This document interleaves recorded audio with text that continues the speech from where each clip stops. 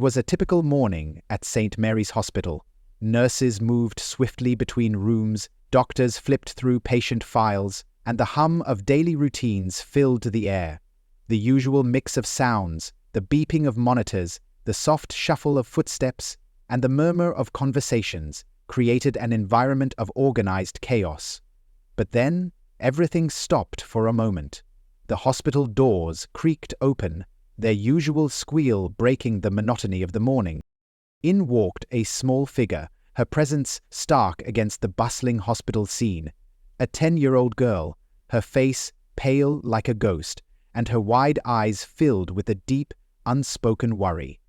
She clutched a baby wrapped in a ragged blanket, her small hands trembling slightly, but holding the child with an intensity that suggested both love and desperation. The baby, no older than a few months, stirred slightly in her arms. But the girl didn't flinch. She moved forward with purpose, her steps hurried but careful. The hospital, so accustomed to the presence of patients and visitors, suddenly felt foreign to her. The receptionist, who had been half absent in her morning routine, looked up in confusion. Her first instinct was to call security. Why was a young child alone with a baby? But then she noticed the look in the girl's eyes, frightened, yet determined. A sense of urgency radiated from her, and it was clear this wasn't a typical child wandering into the hospital. The nurse, standing nearby and noticing the tense atmosphere, stepped forward. She knelt down to the girl's level, offering a gentle smile in an attempt to ease the tension. "Sweetheart, are you lost?" the nurse asked softly, her tone warm yet laced with concern. The girl didn't respond right away. Her eyes flickered over the nurse's face, as if deciding whether to trust her. After a long moment she spoke, her voice quiet but unwavering. "I need to see Dr. Matthews," she said, her words punctuated by a quiet desperation. The nurse blinked, taken aback. Dr. Matthews? He was a well-known pediatrician at the hospital, but why would this child be asking for him? And why was she here, alone, with such a fragile little baby? The nurse glanced back toward the receptionist, whose face mirrored her own confusion. "Dr. Matthews?" the receptionist asked, her voice a mixture of disbelief and concern. The girl nodded, clutching the baby closer to her chest. Her fingers, though small, tightened their grip, as if the baby was the only thing tethering her to the world. She wasn't just a child with a baby. She was someone on a mission, someone who had traveled here for a reason, though the reason wasn't immediately clear. The nurse stood up, still unsure of what was happening. She reached out to gently touch the girl's shoulder, her tone now laced with compassion. "Why do you need to see Dr. Matthews, sweetie? Is the baby okay?" The girl's lips trembled, but she shook her head. "I need help. Please." "He's the only one who can fix him," she whispered, her voice breaking. The weight of her words hung in the air, unspoken but understood. The baby wasn't well. The girl didn't just want help. She needed it, and Dr. Matthews was her last hope. The nurse, still kneeling, looked into the girl's face, trying to gauge the depth of her need. "I'll take you to him," she said softly, guiding the girl gently toward the hallway. As they moved, the weight of the hospital's routine seemed to fade into the background, replaced by a growing sense of concern. Something about this situation felt more urgent than it appeared. But as they walked, the girl's grip on the baby tightened even more, and the nurse couldn't help but wonder. Who was this girl? Why was she alone? And what was this mysterious, desperate need to see Dr. Matthews? There were questions to be answered, but for now, the only thing that mattered was the small life in her arms. Without hesitation, the nurse gently guided the girl through the sterile halls of the hospital, her small feet barely making a sound on the polished floors. The weight of the moment pressed down on them both. The baby, limp and unnaturally still in her arms, sent waves of unease through the nurse. She could feel the subtle tremble in the girl's hands, yet the child held on fiercely, determined to protect the baby at all costs. It was an unsettling sight. The hospital was bustling with the usual flurry of activity. Doctors moving between rooms, nurses attending to urgent cases, patients waiting in quiet desperation for their turn. Yet amidst it all, this small, fragile figure, carrying an even more fragile child, seemed to demand all the attention in the room. The girl was a mystery, her face pale, her clothes simple, and the baby, barely breathing, held so tightly in her arms as if she could somehow shield him from whatever had led to this moment. As they reached the ER, the nurse moved quickly, not bothering with the usual formalities. This was an emergency, and it was clear the girl needed more than just help. She needed answers, and she needed them now. The ER staff shifted their focus as the nurse led the girl into a room, setting the baby down gently on the examination table. The urgency in the nurse's voice was evident as she relayed the situation to the doctors. "Dr. Matthews, there's a girl here with a baby in critical condition. She says it's her brother, but something doesn't seem right. I need you to take a look right away." Within moments, Dr. Matthews stepped into the room. He was a man known for his calm demeanor in even the most chaotic of situations, but as he approached, his brow furrowed in confusion. He took in the sight of the child, still and silent, and the girl beside him, her small face etched with fear and worry. "What's going on here?" Dr. Matthews asked, his voice steady but concerned as he glanced between the girl and the baby. He knelt down to her level, trying to meet her eyes, but she seemed too focused on the baby in her arms to acknowledge him fully. For a long moment there was silence, the only sound in the room the faint, labored breaths of the baby. Then, finally, the girl spoke. Her voice was a soft tremor, barely above a whisper, but it carried the weight of something much heavier than her years. "He's my brother," she said, her eyes locking onto Dr. Matthews's. Her gaze was unwavering, filled with both determination and a deep, sorrowful pain. Her words hung in the air, impossible to comprehend at first. Her brother? The girl couldn't have been more than 10 or 11 years old. How could this baby be her brother? But before Dr. Matthews could respond, the girl's voice dropped even lower, almost drowned by the magnitude of the truth she was revealing. "Is my baby brother," she whispered, the words coming out as if they were the hardest thing she had ever said. "I've been taking care of him since our mum." She trailed off, her voice breaking under the weight of her own words. A tear slipped down her cheek, leaving a small glistening trail. She wiped it away quickly, but another followed, and then another. The doctor and nurse exchanged a glance, both feeling the shift in the room, the realization of something much darker and tragic than they had first imagined. The girl stopped herself, looking away from the doctor, her shoulders shaking as she fought to regain control. It was clear she had been carrying a burden far too heavy for someone her age, a burden of loss, responsibility, and fear. The baby, still silent, seemed to echo the girl's sorrow. Dr. Matthews, sensing the fragility of the situation, stood silently for a moment, taking in everything. The girl's story was not one he could easily ignore. His mind raced. How had this child ended up in the hospital in such a desperate state? What had happened to their mother, and where had the girl been in all this time? Caring for a baby that should have been in the hands of an adult, the questions pressed at the edges of his thoughts. But for now, he knew one thing for certain. The child in front of him needed immediate care, and the girl, though so young, needed help in ways he could not yet understand. He reached out and gently placed his hand on the girl's shoulder, his voice softer now, filled with empathy. "We'll take care of him," he assured her.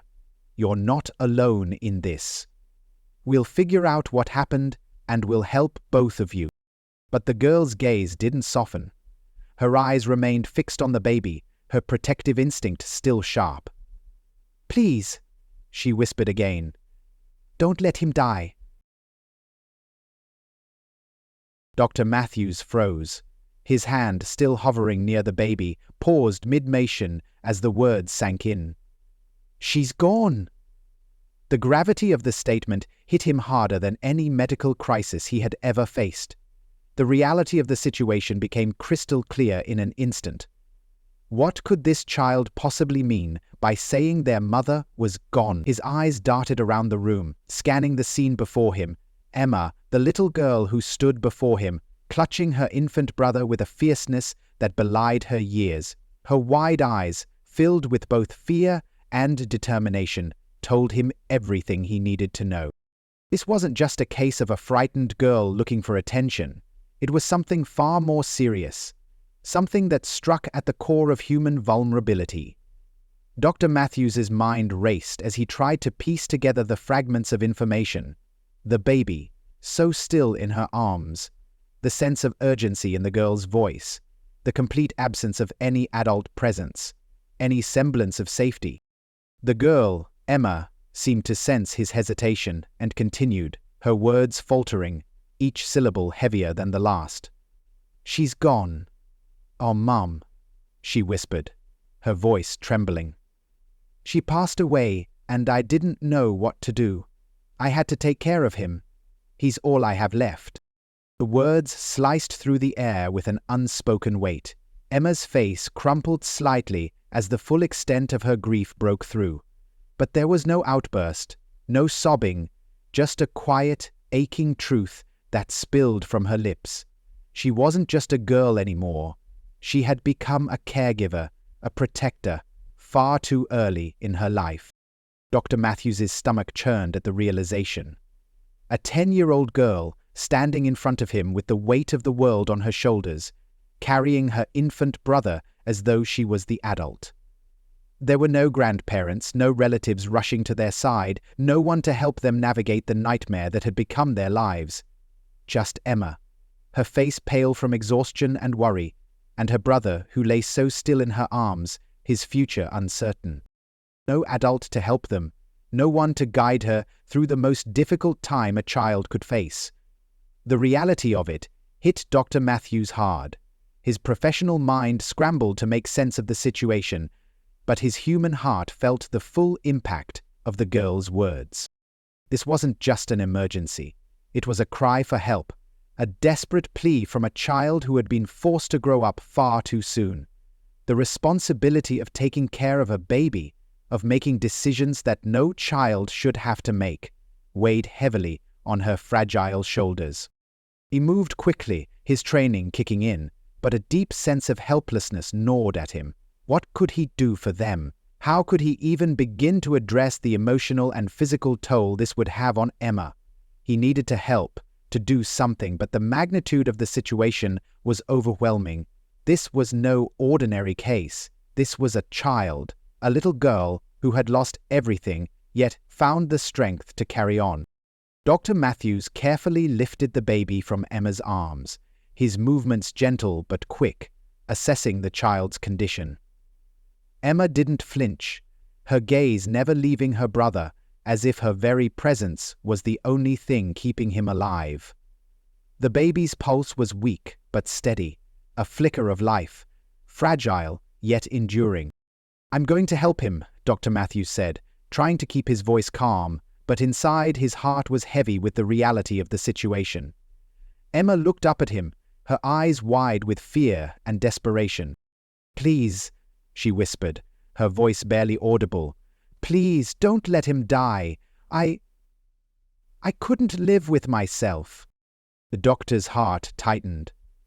This wasn't just about saving the baby. It was about saving Emma, too.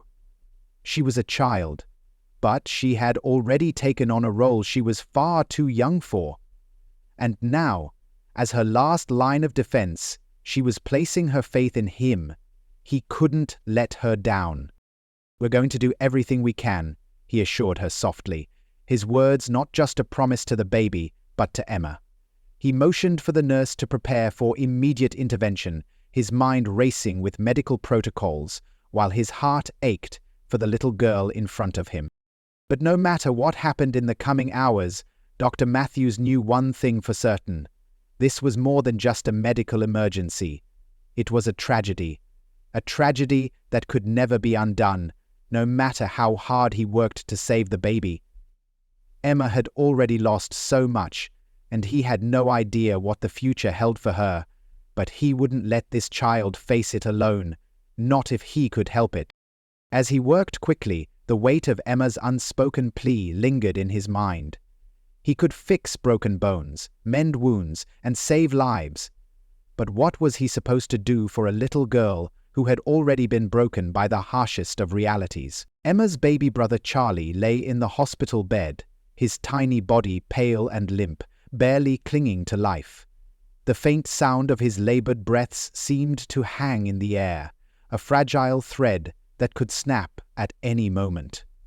Dr. Matthews wasted no time, his calm demeanor betraying the urgency of the situation. He quickly instructed the nurses to prepare for immediate care. "We need to get him stabilized," he ordered, his voice firm but laced with concern, a stark contrast to the usual confidence he exuded in the ER. The medical team sprang into action, their movements synchronized, the bright lights of the room illuminating the chaotic dance of resuscitation. The nurses set up oxygen, inserted an IV, and hooked up machines to monitor the baby's vitals, all while working quickly but methodically. The beeping of the machines filled the room, but it was the baby's shallow breaths that echoed in Emma's mind like a countdown. Could they save him? Had she arrived in time? The thought gnawed at her, and though she stayed silent, her hands clenched into fists at her sides, the weight of the moment almost too much to bear. Emma sat on the edge of the room, away from the frantic activity, her body still and rigid, as if she were afraid to move. Her pale face reflected the intensity of the emotions churning within her. She had brought Charlie here, carried him all the way, desperate to keep him safe. But now, as she sat there, the reality of the situation crashed down on her. The doctors and nurses were doing their best, but it was certain. She sat upright in bed, wanting to rest, but still willing herself to proceed. How could a little girl like her, barely able to comprehend the world, carry such responsibility? Dr. Matthews turned his attention to her, his heart heavy with sympathy as he saw the strain on her face. There was a sorrow in her eyes that he knew all too well, a look of someone who had already endured more than any child should. The baby's condition demanded his full focus, but Emma's situation weighed on him just as much. He moved toward her slowly, his voice softer, filled with concern. "How did you find your way here, Emma? You're just a little girl. How did you manage?" The question was simple, but his heart raced with unspoken fear. He had already seen far too many children forced into circumstances they weren't equipped for. Emma looked up at him, her wide eyes full of sadness, her small face betraying the turmoil inside. The weight of her words was clear long before she spoke. "I didn't know where else to go," she said, her voice cracking with emotion. "I just knew I had to keep him safe." Her words hit the doctor like a punch to the stomach. A little girl, so young, yet bearing the weight of a responsibility that no child should have to bear. Emma, full of hatred to the formula. She paused, her throat constricting with the emotions she couldn't contain. "I carried him all the way here," she continued, her voice faltering, and a tear slipped down her cheek. She quickly wiped it away, but another followed. "I was scared. I didn't know if we were going to make it, but I had to try." Dr. Matthews's heart ached as he listened to her, the deep sorrow in her voice reflecting a loss far greater than he had anticipated. She wasn't just a scared little girl. She was a survivor, a protector, carrying the weight of her own shattered world. His own breath caught in his chest. She had already faced more hardship than most adults ever would, faced it alone, without the comfort of a mother or anyone else to guide her through it. And yet, here she was, determined, courageous, and unwilling to let go of the one person she had left. He stepped closer to her, his hand resting gently on her shoulder. He didn't know what to say, how to comfort her, but he knew that in this moment she needed more than medical attention.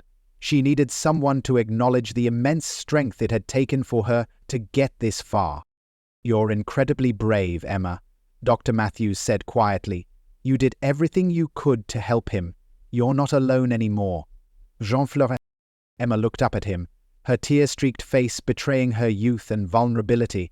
The words didn't fix everything, but they were a small salve to the wounds she carried. She nodded slowly, as though she were clinging to the smallest shred of hope. Meanwhile, the medical team worked furiously to stabilize Charlie.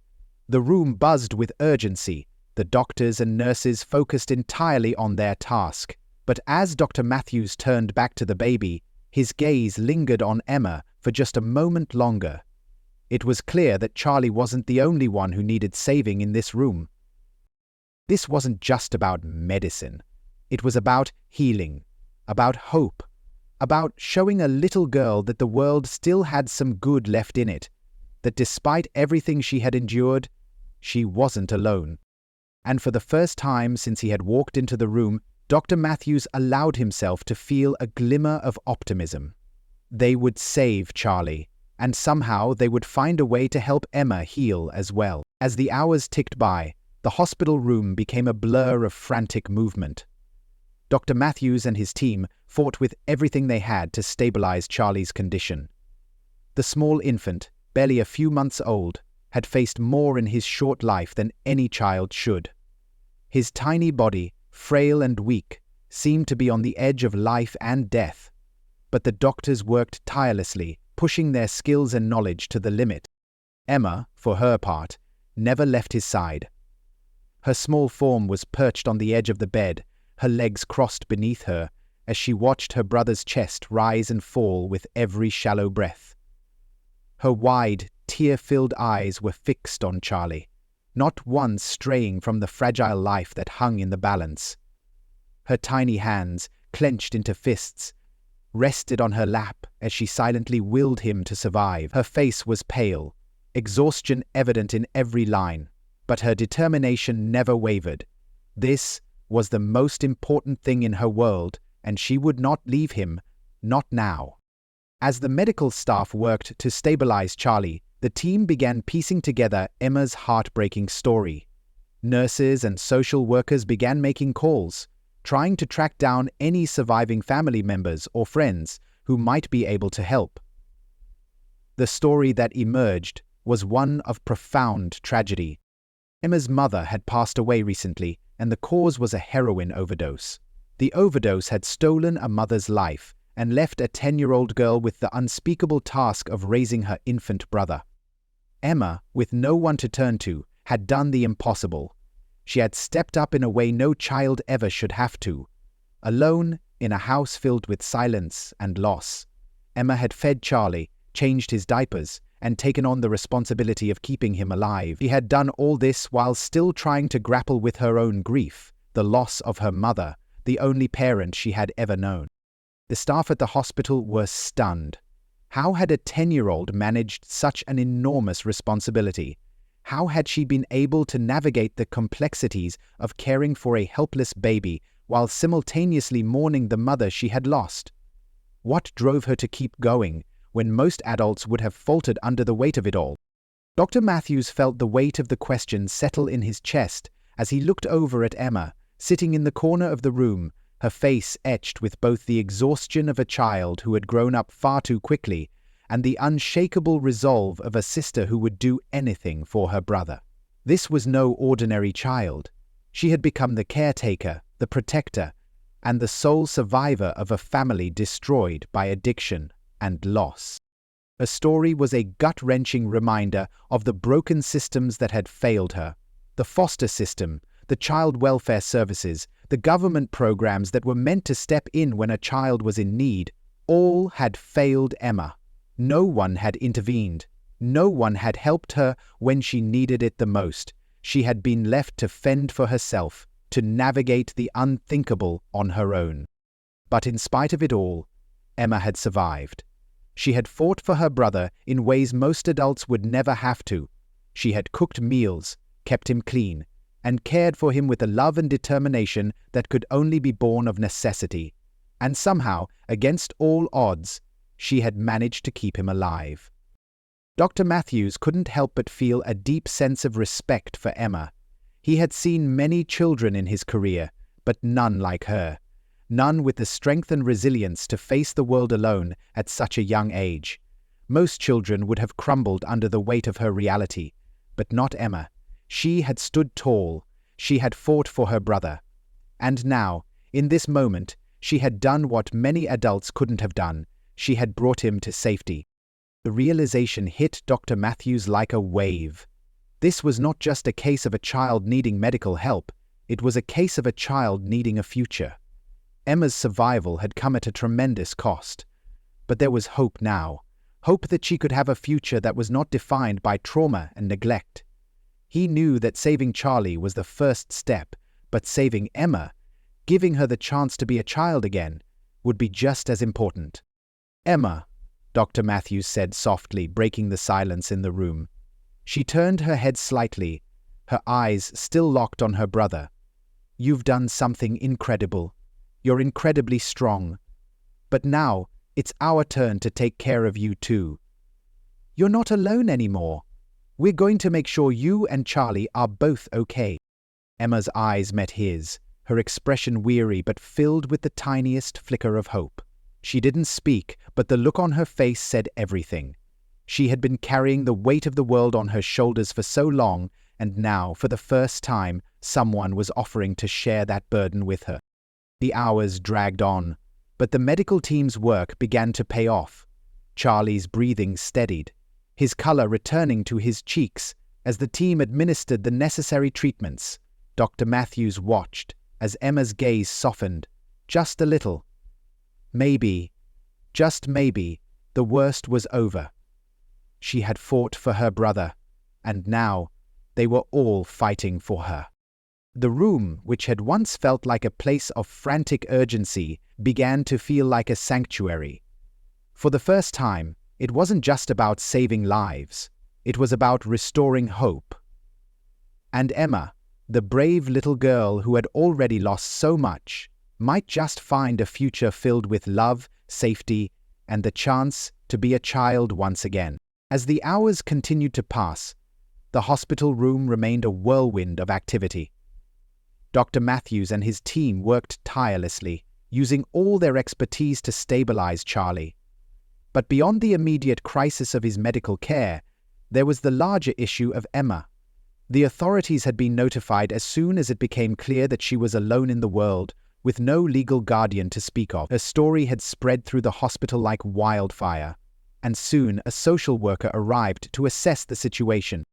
The social worker, a calm and understanding woman named Sarah, sat down beside Emma, who was still sitting by her brother's side, her hand gently resting on his tiny chest.